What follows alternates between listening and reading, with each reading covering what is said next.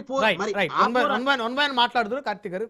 శిరీష్ గారు నమస్తే అండి. బ్రహ్మనాయుడు గారు వినపడుతుందా? వినిపిస్తుంది. శిరీష్ గారు, విజయసాయి రెడ్డి గారు రాజకీయ పార్టీ పెడుతున్నారు అనేటువంటి చర్చ బలంగా నడుస్తుంది. అదేవిధంగా పెడుతున్నారు అనేటువంటి ఊహాగానాలు కాదు, నిజమే, త్వరలోనే అనౌన్స్మెంట్ చేయబోతున్నారు అనేటువంటి ఒక డిస్కషన్ బలంగా రాజకీయ వర్గాల్లో నడుస్తుంది. శిరీష్ గారు, ఇప్పుడు ఆయన రాజకీయ పార్టీ పెడితే ఎవరికి లాభం, ఎవరికి నష్టం? ముందుగా బ్రహ్మనాయుడు గారు, మీకు, రాజనీతి వీక్షకులకి, అలాగే ప్యానలిస్టులు అందరికీ కూడా నా నమస్కారాలండి. విజయసాయి రెడ్డి గారు అనే వ్యక్తి ఇంతకు ముందు మాట్లాడినటువంటి ప్యానలిస్ట్, ఆయన ఆల్రెడీ మీరు కూడా చెప్పారండి ఇంట్రొడక్షన్ లో, A2గా వాళ్ళ గవర్నమెంట్ ఉండగా A2గా వ్యవహరించినటువంటి వ్యక్తి, అంటే సెకండ్ పర్సన్ గా జగన్మోహన్ రెడ్డి గారి తర్వాత వ్యక్తిగా వ్యవహరించినటువంటి వ్యక్తి. అలాంటి వ్యక్తి ఈ రోజు పార్టీ పెడుతున్నారు అంటే దానివల్ల నష్టం ఎవరికి ఉంటదండి? వాళ్ళకే ఉంటది. క్లియర్ గా అనలైజ్ చేశారు కదా ఇందాక. వాళ్ళకి మాత్రమే ఉంటది, వాళ్ళ పార్టీ ఓటే చీలుతుంది. లేదు అంటే ఆయన ఒకవేళ రెడ్డి సామాజిక వర్గానికి సంబంధించిన ఓటుని ఏదన్నా చీల్చాలి అని అనుకున్నా గానీ, ఇక్కడ టీడీపీలో గాని జనసేనలో గాని ఉన్నటువంటి వాళ్ళు ఎవరు కూడాను ఇంకొక పార్టీ వైపు చూసే పరిస్థితులు లేరు. ఎందుకంటే వైసీపీ అనేది ఆల్రెడీ 151 సీట్ల నుండి 11 సీట్లకు పరిమితమైనప్పుడే వాళ్ళు పునరాలోచించుకోవాలి. రెండోది, అందులో ఉన్నటువంటి ఒక కీలకమైనటువంటి వ్యక్తి వెళ్ళిపోయి పార్టీ పెడుతున్నారంటే అది వాళ్ళ పార్టీకే నష్టం. మాకు వచ్చిన నష్టం అయితే ఏమీ లేదు. ఇకపోతే మూడవది, ఇప్పటికీ కూడా పునరాలోచన అనేది లేకుండా ఏదైతే గత 5 సంవత్సరాల పాటు అబద్ధాలు చెప్పి ప్రజల్ని మభ్యపెట్టి ముందుకెళ్లారో అదే విధానాలు ఇప్పుడు కొనసాగిస్తున్నారు. ఏదైతే అరాచక పాలన 5 సంవత్సరాల పాటు కొనసాగించారో అదే అరాచకాలు ప్రభుత్వంలో లేకపోయినా కూడా కొనసాగిస్తున్నారు. ఇకపోతే ఇందాక వైసీపీ శేఖర్ రెడ్డి గారు డిఎస్సిలో నవీన్ అనే అబ్బాయికి జాబ్ గురించి మాట్లాడారు సార్. దానికి నేను నా గవర్నమెంట్ సైడ్ లో నేను చెప్పాలి. నవీన్ అనే వ్యక్తి మెరిట్ లిస్ట్ లో ఉన్నాడు, కానీ సర్టిఫికేట్ పరిశీలనకు ఆ అబ్బాయి హాజరు కాలేదు. సర్టిఫికేట్ పరిశీలనకు హాజరు కాని అబ్బాయికి ఉద్యోగం ఇవ్వటం అనేది ప్రభుత్వ నిబంధనల ప్రకారం కుదురుతుందా? కుదరదు కదా. వెరిఫికేషన్ రానటువంటి వ్యక్తికి ఉద్యోగం ఎలా ఇస్తారు? అది ఆయన ఆయన ఆయన ఆ రోజు ఆయన మిస్ చేస్తున్నాడు. ఎంతో మంది సర్టిఫికేట్ వెరిఫికేషన్స్ ఉన్నాయని చెప్పి గవర్నమెంట్ దగ్గర నుండి ఒక మెసేజ్ వచ్చినప్పుడు నానా బాధలు పడుకుంటూ అటెండ్ అవుతారు, కరెక్ట్ టైంకి ఉండాలని చెప్పి. అలాంటిది హాజరే కానటువంటి వ్యక్తికి జాబ్ ఎలా ఇస్తారు? ప్రభుత్వ నిబంధనల ప్రకారం అది ఉల్లంఘించినట్లు అవుతుంది కదా. ఇకపోతే జగన్మోహన్ రెడ్డి గారి భద్రత గురించి ఇందాక చాలా సేపు మాట్లాడారు. ఆయనకున్నది Z+ కేటగిరీ, అది ప్రభుత్వం ఎలాగూ ఇస్తుంది. కానీ రాజకీయ లబ్ధి కోసం ఈ రోజు ఆయనకి ఏదో హాని ఉంది, ఆయన భద్రతకు ముప్పు ఉంది అని చెప్పి వీళ్ళు కేంద్ర హోమ్ మినిస్టర్ గారికి విన్నవించారు. అందులో జగన్మోహన్ రెడ్డి గారు బయటికి వచ్చినప్పుడు ఏదైతే ఆయన వెళ్లాల్సిన ప్రదేశం కనీసం 1 కిలోమీటర్లో, అంటే ఫర్ ఎగ్జాంపుల్ ఇక్కడ భవానీపురం నుండి తాడేపల్లికి ఒక 5 km 4 km ఉంటుంది. అన్ని కిలోమీటర్లు కూడా 6-7 గంటల సేపు ర్యాలీలు చేసుకుంటూ వెళ్తున్నారు అనేది కూడా అందులో మెన్షన్ చేస్తే బాగుండేది. ఇకపోతే రెండో విషయం, ఆయన పర్యటనలో ప్రజలు ఎదుర్కొంటున్నటువంటి సమస్యలు, గుంపులుగా జనాలు వస్తుంటే విపరీతంగా జనాన్ని వీళ్ళు తోలడం, వాళ్ళు వచ్చేసి మీద పడటం, రౌడీ మోక గుండాలు షర్టులు ఇప్పేసినటువంటి పరిస్థితి. షర్టులు ఇప్పి 2 జేబులలో 2 మందు బాటిల్స్ పెట్టుకుని విచ్చలవిడిగా వికృత చేష్టలు, సైలెన్స్ ఎల్పీకి రోడ్డు మీద 0. మీరు చూశారు కదండి వీడియోలో లేవా? నిన్న వెళ్ళిన పర్యటనలోనే అతను షర్టు విప్పేసేసి 2 జేబులలో కూడా మందు బాటిల్స్ ఉన్నాయి. అది క్లియర్ గా ఇది నేను ఇంకొకళ్ళు జనసేన పార్టీ ఉండో లేదా కూటమిలో ఇంకొక పార్టీలో చెప్పిన వాళ్ళ మాట కాదు. క్లియర్ గా వీడియోలో అబ్బాయి షర్టు విప్పాడా లేదా, జగన్మోహన్ రెడ్డి గారిని షేక్ హ్యాండ్ ఇవ్వడానికి ఎగురుతున్నాడా లేదా, ఆయన జేబుల్లో ఫ్యాన్ జేబుల్లో చూడండి బాటిల్స్ ఏమున్నాయో. ఇవన్నీ కూడాను ఇంకొక మాట కూడా మెన్షన్ చేయాల్సింది. ఆయన పర్యటనకని వెళ్తున్నప్పుడు గాని, పరామర్శలకు వెళ్తున్నప్పుడు గాని కారు కింద నలిగిపోయినటువంటి తలకాయ పుచ్చకాయలాగా లెక్కన పగిలిపోయినటువంటి ఆయన ఆ ఇన్సిడెంట్ కూడా కొంచెం అందులో మెన్షన్ చేస్తుంటే బాగుండేది. ఇక్కడ మేము ఒక్కటే చెప్తున్నాం సార్, ఆయనకు భద్రతకు ముప్పు ఉందని అక్కడ పోయే ముందు ఇక్కడ ఆయన బాధ్యతాయుతంగా వ్యవహరించాలిగా. ఫస్ట్ ఆఫ్ ఆల్ ఆయన గత 5 సంవత్సరాలు మాజీ సీఎం గా, అలాగే పులివెందుల ఎమ్మెల్యేగా, అలాగే వైఎస్ఆర్ పార్టీ అధినేతగా మేము ఆయన గౌరవిస్తున్నాం. ఆయనకి ఇంతమంది ఇన్ని వెహికల్స్ లో వెళ్ళండి, ఇంతమందిని ఉంచండి అంటే వందల వ్యాన్లు, కార్లు ఏమో 10 కొద్ది కార్లు, 100 కొద్ది జనాల్ని తరలించుకొని ఇష్టం వచ్చినట్టు చుట్టుపుట్టు రౌడు మోకలు పెట్టుకొని ఒక నిన్నగాక మొన్న ఒక మహిళా ఎస్ఐని ఏ విధంగా వాళ్ళు పరాభవం చేశారు మన కళ్ళెదుట చూసాం. ఇవి చేయమని చెప్తారా? ఇవి చేస్తున్నామని కూడా అందులో మెన్షన్ చేసి ఉండాల్సింది బాగుండేది. కాకపోతే పరామర్శకు వెళ్ళేది కూడా ఎవరికి వెళ్తున్నారు? ఓకే, మీ పార్టీలో మీ పార్టీ గతంలో మంత్రిగా చేసిన అబ్బాయి ఆయన కొడుకు కాబట్టి అప్పలరాజు గారి కుమారుడు, అప్పలరాజు గారి కుమారుడు, లేదంటే ఆయన జైల్లో ఉన్నాడు. పరామర్శించారా? ఏమైనా పరామర్శించలా. టైం ఎంత వేస్ట్ అవుతుంది అనేది ఒక అధినాయకుడికి తెలియదా? ఏ టైంకి ములాఖత్ ఇచ్చారనేది ఆయన తెలియదా? ఏ టైంకి రీచ్ అవ్వాలనేది ఆయనకి తెలియదా? ఎన్ని గంటల్లో రీచ్ అవ్వాల్సిన ప్రదేశం అనేది ఆయన తెలియదా? ఈ విధంగా జనాలు వందల కొద్ది రప్పించుకోవడంలో అంతర్యార్థం ఏంటి? శాంతి భద్రత ముప్పు కలుగుతుందని మళ్ళీ మొసల కన్నీరు ఏంటి? పరామర్శించారు. పోనీ పక్కనే యాక్సిడెంట్ లో చనిపోయినటువంటి ఆ దానయ్య కుటుంబం, నిరుపేద గొర్రెల కాపరి కుటుంబాన్ని ఏమైనా పరామర్శించారా? అది లేదు.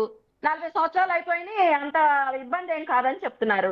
ఇదేనా అండి ఒక పార్టీ అధినేతకి? గతంలో 5 సంవత్సరాలు మిమ్మల్ని నమ్మి ఓట్లేసినటువంటి ప్రజలు అందరూ చూస్తున్నటువంటి అప్పుడు మాట్లాడాల్సిన మాట ఇదేనా? కనీస బాధ్యతాయుతంగా వ్యవహరించమంటున్నామండి. కూటమి ప్రభుత్వం ఎక్కడా కూడా ఆయనకు భద్రత కల్పించడంలో ఎటువంటి లోటుపాట్లు చేయలేదు.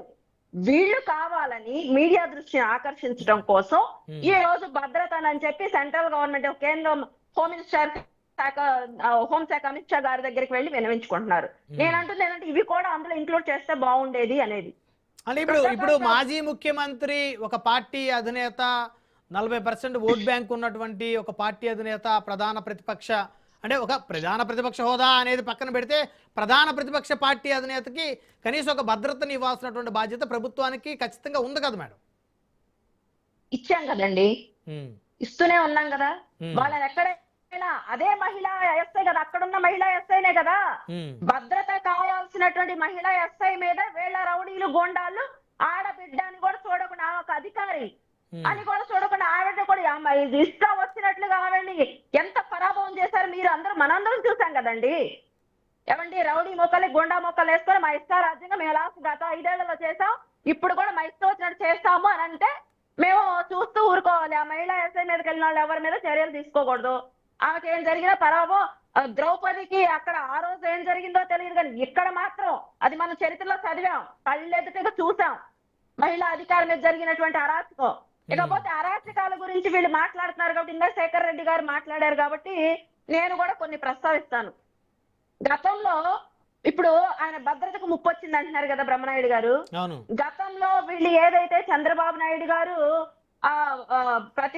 ఈయన తిరుపతి విమానాశ్రయంలోనండి, తిరుపతి విమానాశ్రయంలో ఎన్ని గంటల పాటు అక్కడ వీళ్ళు అయ్యన్న పాత్రుడు గారు కుమారుడి పెళ్లికి వెళ్తున్నప్పుడు, నర్సీపట్నం వెళ్తున్నప్పుడు గాని, ఎయిర్పోర్ట్ లో గాని రౌడీ ముక్కల కార్లపై దాడులు చేయించింది మర్చిపోయారా?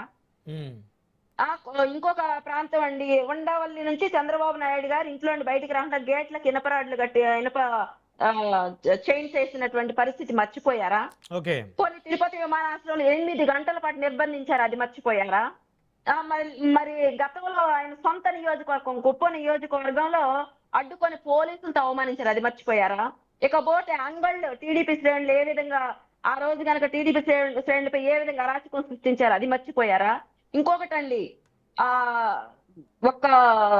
ఇక్కడోనండి చంద్రబాబు నాయుడు గారు వెళ్తుంటే లైట్లు కూడా తీసేసినటువంటి పరిస్థితి, టార్చ్ లైట్లు, ఫోన్లలో ఉన్న టార్చ్ లైట్లు వేసుకొని కాలినడకి వెళ్ళినటువంటి పరిస్థితి కూడా మనం చూస్తున్నాం. ఇవన్నీ ప్రజెంట్ ముఖ్యమంత్రి గారు, గతంలో ప్రతిపక్ష నేతగా ఉన్నటువంటి చంద్రబాబు నాయుడు గారు తెలుగుదేశం పార్టీ జాతీయ అధ్యక్షుడిగా ఉన్నప్పుడు జరిగినటువంటివి ఇవన్నీ నేను చెప్తుంది. మరి ఆ రోజు ఇవన్నీ మర్చిపోయారు. అలాగే మేమేం చేయలేదే, ఇప్పుడు మేము అలాగే ఎక్కడ అడ్డుకోలేదే, ఎలాగ నిర్బంధించలేదే, గొలుసులతో ఇంటి చుట్టూ ఎంత ఆళ్లు వేయలే, గొలుసులతో కట్టి నిర్బంధించలేదే, ఎయిర్పోర్ట్ లో ఎక్కడ గంటల పాటు కూర్చోబెట్టలేదే. సో ఇప్పుడు జగన్ గారికి భద్రత విషయంలో కూటమి ప్రభుత్వం ఎలాంటి నిర్లక్ష్యం చేయట్లేదంటారు మీరు? 100% మేము చేయట్లేదండి. వాళ్ళు పోలీసులు ఇచ్చినటువంటి ఏవైతే ఆర్డర్స్ వాటిని నిబంధనల్ని ఉల్లంఘించి వాళ్ళు ప్రవర్తిస్తున్నారు.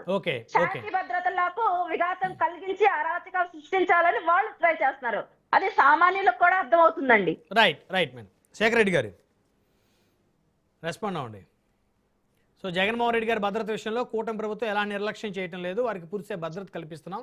సో కావాలనే ఉద్దేశపూర్వకంగా మీడియా అటెన్షన్ కోసం, లేకపోతే పబ్లిక్ని రెచ్చగొట్టడం కోసం, లేకపోతే సానుభూతిని క్రియేట్ చేసుకోవడం కోసమో భద్రత ఇవ్వటం లేదు ప్రభుత్వం అనేటువంటిది వైకాపా తెర మీదకు తీసుకొచ్చిందని చెప్పి శిరీష్ గారు అంటున్నారు. సార్ నేను శిరీష గారిని నేను డైరెక్ట్ గా ఒక మాట అడుగుతున్నాను సార్. నిన్న దేవరపల్లె సంఘటనలో పొగాకు రైతులకి సంఘీభావంగా జగన్మోహన్ రెడ్డి గారు వెళ్ళారు సార్. ఆ ఎన్ని గంటలు పొగాకు వెళ్తారు సార్? శేఖర్ గారు ఎన్ని గంటలు వెళ్తారు? నువ్వు ఆగమ్మా కొంచెం, మీరు మాట్లాడారు కదా మనం వెయిట్ చేసి. శేఖర్ రెడ్డి గారు, గౌరవప్రదంగా శేఖర్ రెడ్డి గారు గౌరవంగా నేను అదే మాట్లాడారు. కదా అమ్మ అనే కదా అన్నాను నేను. సింగులర్ వద్దు, అమ్మ అనే అన్నానమ్మా. అమ్మనే సింగులరా? సింగులర్ వద్దు, నువ్వు ఆగమ్మా అన్నారు ఫస్ట్. అమ్మ అంటే సింగులరా? నువ్వు శేఖర్ రెడ్డి గారు మీరు ఆగండి, మీరు ఆగండి అమ్మా అనొచ్చు, తప్పలేదు. మీరు ఆగండి అనొచ్చు, తప్పలేదు. మా ఊరు భాష అదే పిలుస్తాం మేము. అవునండి అని అవునండి అని చెప్పి అక్కడ పిలుస్తారు, అలాగే అండి ఇంకో చోట పిలుస్తారు. మా ఊర్లో అట్టే పిలుచుకుంటారమ్మా. మా ఊరు భాష అట్లా ఏం చేయమంటారు రాయలసీమలో? ఓకే శేఖర్ రెడ్డి గారు, సరే మీ ఊరు భాష పక్కన పెట్టి మా రాయలసీమలో అట్లే ఉంటది లేదు తల్లి. మేము మిమ్మల్ని ఏం మన కించపరచట్లేదమ్మా. చర్చ రెండు తెలుగు రాష్ట్రాలు చూస్తారు కాబట్టి ఖచ్చితంగా కొంత సార్ నాకు మహిళల మీద గౌరవం ఉంది సార్. నేను ఆవిడ కాదంటలేదు, మిమ్మల్ని ఏమి తప్పు పట్టడం లేదు. నాకు మహిళల మీద గౌరవం ఉంది. నేను ఎక్కడ కూడా మహిళలు కించపరచను వాడు కాకుండా మీరు సార్. మీరు ఆగండి అమ్మా తల్లి, ఒక్క నిమిషం అమ్మా. మీరు తమరు మాట్లాడినంత సేపు కూడా నేను వేచి ఉన్నానమ్మా. నేను మాట్లాడినంత సేపు మీరు వేచి ఉంటే బాగుంటుందమ్మా. ఎస్. ఇంకొక విషయం సార్. సో ఇంకోటి, జగన్మోహన్ రెడ్డి గారు పొగాకు రైతులకి 80 రూపాయలు గత మా వైఎస్ఆర్ కాంగ్రెస్ పార్టీలో ఉన్నటువంటి మద్దతు ధర కంటే 80 రూపాయలు దిగిపోయిందని చెప్పి రైతులే డేరుగా రోడ్డెక్కి మాట్లాడుతున్నటువంటి పరిస్థితి. పెట్టుబడి పెరిగింది తప్పిస్తే రావాల్సినటువంటి మద్దతు ధర పడిపోయింది. వీటి రెండింటి వల్ల గ్యాప్ వల్ల మేము అప్పులు పాలైపోతున్నాం అని చెప్పి రైతులు గట్టిగా, గత ఏడాది సేమ్ పరిస్థితి, ఈ ఏడాది సేమ్ పరిస్థితి. వాళ్ళకి సంఘీభావం తెలపడం కోసం జగన్మోహన్ రెడ్డి గారు వెళ్ళారు సార్. జగన్మోహన్ రెడ్డి గారు పొద్దున్నే 10:30కి హెలీప్యాడ్ లో దిగారు సార్. హెలీప్యాడ్ లో దిగే టయానికి హెలీప్యాడ్ దగ్గర ఒకే ఒక పోలీస్, సింగిల్ పోలీస్, ఒకే ఒక పోలీస్ భద్రత అద్భుతంగా కల్పించారు సార్. Z+ కేటగిరీ అంటే ఒకే ఒక పోలీసుని పెట్టడం సార్. జగన్మోహన్ రెడ్డి గారు హెలీప్యాడ్ దగ్గర నుంచి సభా ప్రాంగణం దగ్గరికి 2 కిలోమీటర్లు సార్. 2 కిలోమీటర్లకి వెళ్లే దారిలో ఒక్క రోప్ పార్టీ లేరు సార్. రోప్ పట్టుకొని ఒక్క పోలీస్ లేరు సార్. భద్రత అద్భుతంగా కల్పించారు సార్. శిరీష గారు చెబుతున్నట్టుగా భద్రత అద్భుతంగా కల్పించారు సార్. ఎస్, ఇక మేము కల్పిస్తున్నామంటే ఏం చేస్తాము? ఇంకో మాట చెబుతున్నారు సార్. వైసీపీ బయటకు వస్తే సార్ నేను ఒక మాట చెప్తాను సార్. ఎంత దుర్మార్గమైనటువంటి ప్రచారం చేస్తా ఉన్నారంటే, చంద్రబాబు నాయుడు గారు 2019 నుంచి 24 మధ్యలో నేను చెప్తాను సార్, కందుకూరులో చంద్రబాబు నాయుడు సభలో తొక్కితలాట జరిగి ఇరుకు సందులో పెట్టుకుంటే జనం చచ్చిపోతే చంద్రబాబు నాయుడు ఎందుకమ్మా బయటకు వచ్చాడు? మరి చంద్రబాబు నాయుడు చంపేశాడా? చంద్రబాబు నాయుడు గారు ఉన్మాదని మాట్లాడదామా? చంద్రబాబు నాయుడు గారు రౌడీ అని మాట్లాడదామా? చంద్రబాబు నాయుడు గారు గూండా అని మాట్లాడదామా? గుంటూరు సభలో చీరల పంచే దగ్గర మహిళలు చచ్చిపోయారు, స్టాబింగ్. చంద్రబాబు నాయుడు గారు రౌడీ అని మాట్లాడదామా? కారు కింద పడలేదు సార్. కారు కింద చంద్రబాబు గారు కారు కింద ఎవరు పడలేదు. చూపిస్తామా ఆగమ్మా తల్లి, నేను చూపిస్తా కదా. అవగాహన లేదమ్మా, రాజకీయ పరిజ్ఞానం తక్కువ ఉంది మీకు. మీరు సృష్టించి చూపిస్తారా? ఆగమ్మా నేను చూపిస్తా కదమ్మా. మీకు తెలియదు సృష్టించడం, ఫ్యాబ్రికేట్ చేయడం. మీ ఐటీడీపీ చేసే పని మేము చేసే పని కదమ్మా. మీకు అదే అలవాటు. మీ ఐటీడీపీ వెదవలు చేసే పని. శేఖర్ రెడ్డి గారు దయచేసి మహిళ అంటారు సంస్కారం అంటారు. నేను మాట్లాడితే మీ ఊరు భాష వద్దు శేఖర్ రెడ్డి గారు దయచేసి. సార్ నేను ఎక్కడ మహిళ అంటారు, సంస్కారం అంటారు, మధ్యలో వచ్చి 15 నిమిషాలు మాట్లాడారు సార్. 15 నిమిషాలు మాట్లాడారు, పచ్చి అబద్ధాలు మాట్లాడారు, నిజాలు చెప్తా. శిరీష్ గారు మీరు మళ్ళీ కంక్లూజన్ ఎదురు దయచేసి 2 నిమిషాలు మీరు ఒప్పిపట్టాలి. బ్రహ్మనాయుడు గారు మాట్లాడిన ఒక్కసారి దానికి పచ్చి అబద్ధాలని చెప్తే దాన్ని చూస్తూ కూర్చోవడానికి మేమైతే రాలేదు. నేను క్లియర్ గా నవీన్ అనే అబ్బాయికి ఎందుకు రాలేదన్నారు చెప్పాను. భద్రత విషయం గురించి చెప్పాను, మీరు చెప్పండి. శేఖర్ రెడ్డి గారు చంద్రబాబు ఒక్క నిమిషం ఆపండి. ఒక్క నిమిషం, నేను మహిళ గారితో నేను అలా మాట్లాడడం బాగుండదు సార్. ఒక్క నిమిషం సార్. విద్యాశాఖ మొట్టమొదటి ఓపెన్ చేసినటువంటి లిస్ట్ లో నవీన్ పేరు ఉంది సార్. సెకండ్ లిస్ట్ లో నవీన్ పేరు ఎందుకు లేదంటే ఆవిడ ఏమని అడిగారంటే, ఆవిడ చెప్పిన సమాధానం ఏంటంటే సర్టిఫికెట్ల వెరిఫికేషన్ కి అతను రాలేదండి, ఎలా ఇస్తామండి అని చెప్పారు sir. Well and good sir. So నేను ఒక మాట చెప్తాను సార్.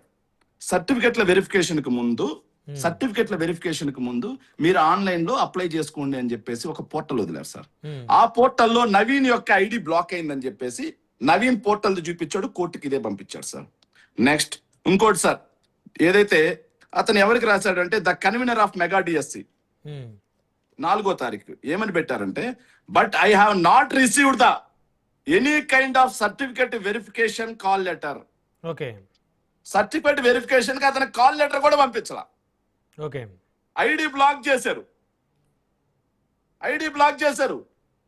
స్క్రీన్ షాట్ అది, అతను స్క్రీన్ షాట్ తీసి కోర్టుకి ఇచ్చిందమ్మా. అది కోర్టు డాక్యుమెంట్, ఇది నా డాక్యుమెంట్ కాదు ఇది. కోర్టు ఎందుకు కొట్టేసింది కేసు? అమ్మా నవీన్ కేసు కొట్టేలేదమ్మా, ఆగండి. నవీన్ కేసు రన్నింగ్ లో ఉందమ్మా. ఓకే, నవీన్ కేసు రన్నింగ్ లో ఉందమ్మా.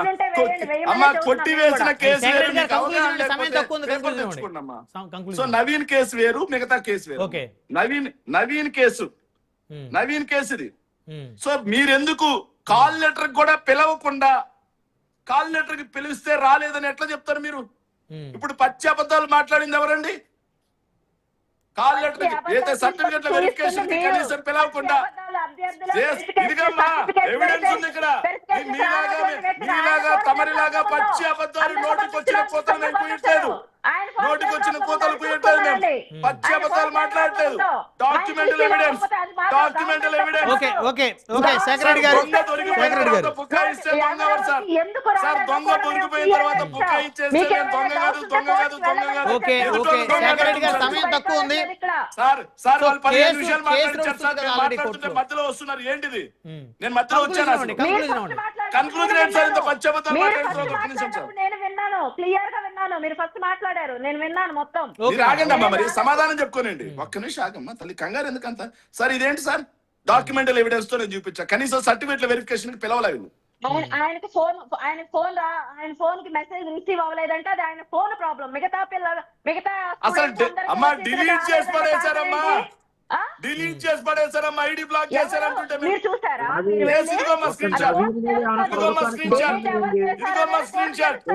స్క్రీన్ షాట్ అమ్మా, ఐడి బ్లాక్ అయినట్టుగా, ఐడి బ్లాక్ అయినట్టుగా స్క్రీన్ షాట్. మేము అడిగేది నవీన్ కి ఎందుకు బ్లాక్ చేశారంటున్నా. అంటే కాదు, ఎందుకు అంటే ఒక వ్యక్తినే కావాలని టార్గెట్ ఎందుకు చేస్తుంటారు, ఎందుకు చేస్తారు శేఖర్ గారు? సార్ నేను అదే అడుగుతున్నాను సార్. నేను అడిగేది ఏంటంటే సార్ ఎస్సీఆర్టీకి సంబంధించినటువంటి కాంట్రాక్ట్ ఎంప్లాయీస్ సార్ అతను.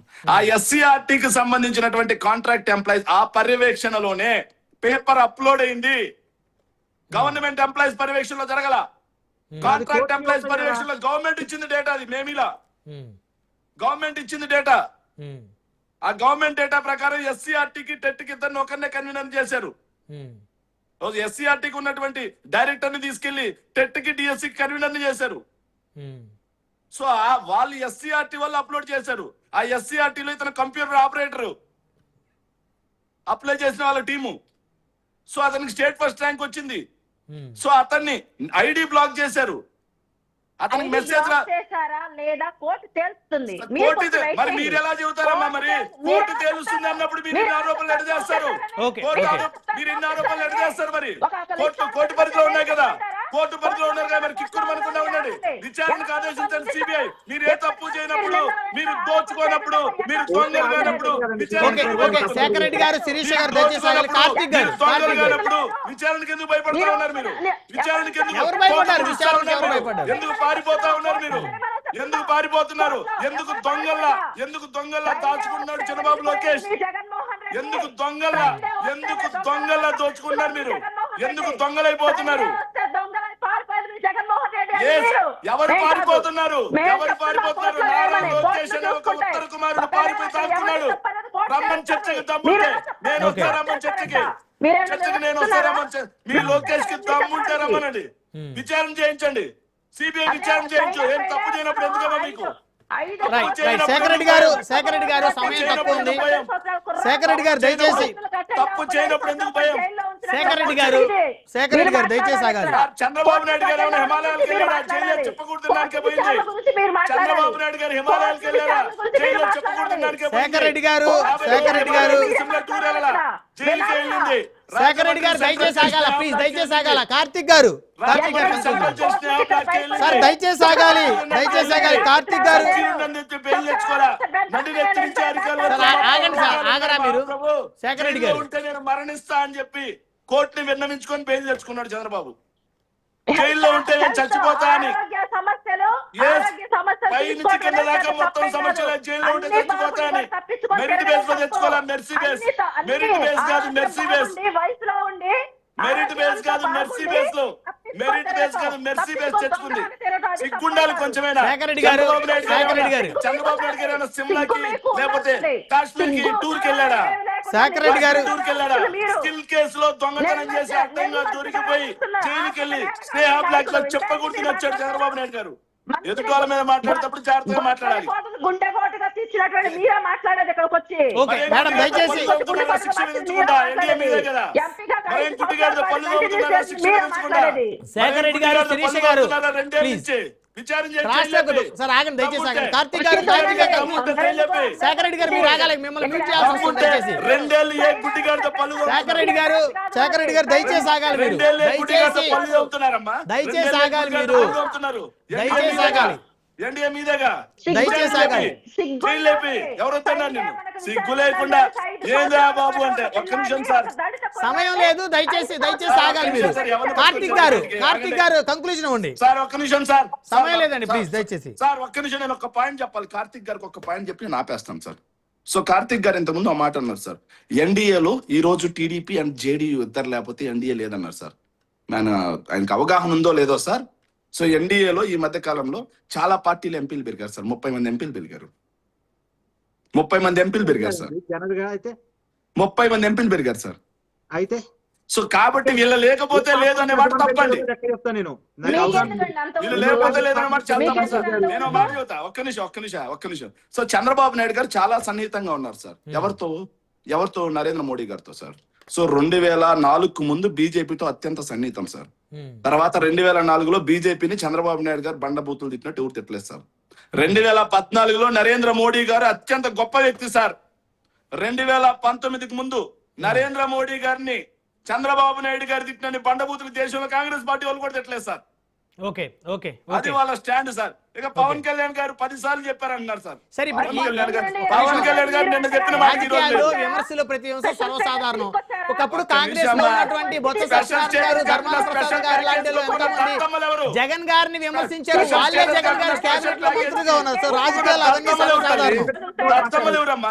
సార్ ఆగండి సార్. శేఖర్ రెడ్డి గారు, శేఖర్ రెడ్డి గారు ఆగాలి, మీరు ఆగాలి. ఇంకా శేఖర్ రెడ్డి గారు, శేఖర్ రెడ్డి గారు మ్యూట్ చేయాల్సి వస్తుంది, మీరు ఆగాలి. శేఖర్ రెడ్డి గారు మ్యూట్ చేయండి దయచేసి. శేఖర్ రెడ్డి గారు మ్యూట్ చేయండి. కార్తిక్ గారు వన్ వర్డ్ కంక్లూజన్. కార్తిక్ గారు సార్ ఆగండి, సార్ ఆగండి, కరెక్ట్ కదా అది. కార్తిక్ గారు, కార్తిక్ గారు వన్ వర్డ్ కంక్లూజన్. మీకు అవసరమైతే ఎన్టీ రామారావు గారిని పుట్టారు, మీకు అవసరం లేకపోతే ఎన్టీ రామారావు గారిని శ్రీలోలుడు అని చెప్పి చెబుతారు. మీకు అవసరమైతే నరేంద్ర మోడీ గారిని శేఖర్ రెడ్డి గారు, మీ అవసరం తీరిపోతే నరేంద్ర మోడీ శేఖర్ రెడ్డి గారు అంటే మీరు మనిషి చెప్పేది అర్థం చేసుకున్న పరిస్థితులు లేరు. ఎదుటి వాళ్ళు చెప్పి అర్థం చేసుకున్న మీ వర్షం మీరు చెప్పుకుంటా, మీరు 15 నిమిషాల నుంచి మీ వర్షం మీరు చెప్పుకుంటా వెళ్తున్నారు, కానీ ఎదుటి వాళ్ళు అడిగే ప్రశ్నలు వినపట్లేదు మీకు. రైట్ రైట్, ధన్యవాదాలండి. చర్చలో పాల్గొనేందుకు శేఖర్ రెడ్డి గారు, కమ్మవాడి దినేష్ గారు, కట్ట కార్తిక్ గారు, అందరికీ పేరు పేరున ధన్యవాదాలు. మరి ఇది వాళ్ళ పవర్ డిబేట్ చూస్తున్నామండి రాజు న్యూస్.